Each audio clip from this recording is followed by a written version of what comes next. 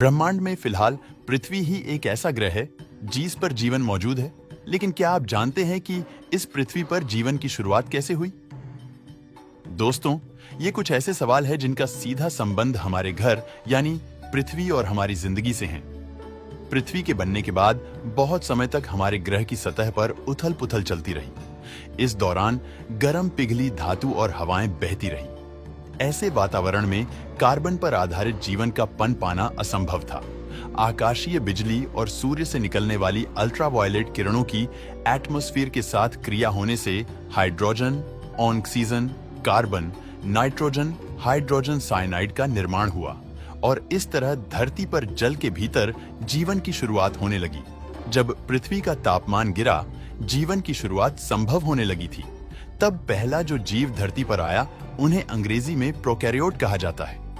इन जीवों में न्यूक्लियस यानी केंद्रक होता और हमारी कोशिकाओं के मुकाबले में यह बहुत सरल होते हैं। बैक्टीरिया प्रोकैरियोट कई किस्म के होते हैं।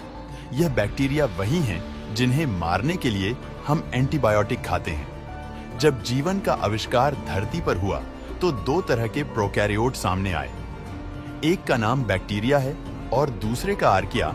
यह दो किस्म की कोशिकाएं सरल होती हैं और 500 करोड़ साल पहले धरती पर आकर इन्हीं दोनों का धरती पर बोलबाला रहा। ऐसा लगभग 200 करोड़ साल तक चला। इतने लंबे अंतराल के बाद एक आर्किया ने एक बैक्टीरिया को अपने अंदर समा लिया। यह घटना कब और कैसे हुई, इस पर आज भी रिसर्च जारी है, पर इस एक घटना ने धरती पर जीवन का रुख बदल दिया। आर्किया के अंदर बैक्टीरिया जाने से एक यूकेरियोट कोशिका पैदा हुई। हम अपने आसपास जितनी प्रजातियां देखते हैं, पेड़, पौधे, जानवर, पक्षी और हम स्वयं सभी उस यूकेरियोट कोशिका की नतीजा है। आर्किया के अंदर जाने वाला बैक्टीरिया क्रमागत उन्नति के एक प्रक्रिया के बाद एक कोशिका का वह केंद्र बन गया जहां कोशिका की ऊर्जा का उत्पादन होता है। ऐसा होना धरती पर जीवन के लिए एक बहुत महत्वपूर्ण कदम था। ऐसा माना जाता है कि इस एक घटना से एक कोशिका जितनी ऊर्जा थी वह बहुत बढ़ गई और उसी कारण से मनुष्यों जैसे जटिल जीवों का धरती पर आना संभव हुआ।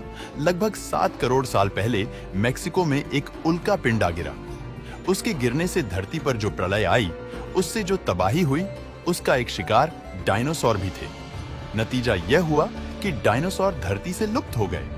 उनके लुप्त होने से धरती पर दबदबा बनाए रखने वाली एक प्रजाति गायब हो गई। इसी कारण और प्रजातियों को मौका मिला कि वह अपना प्रभाव जमा सकें। यह इसी हादसे के कारण हुआ कि मनुष्यों की पूर्वज प्रजातियां फल फूल पाईं और परिणाम स्वरूप कुछ 7 करोड़ साल बाद हम धरती पर एक प्रभुत्व वाली प्रजाति हैं। दोस्तों, हमारा वीडियो पसंद आता है तो लाइक और शेयर करें।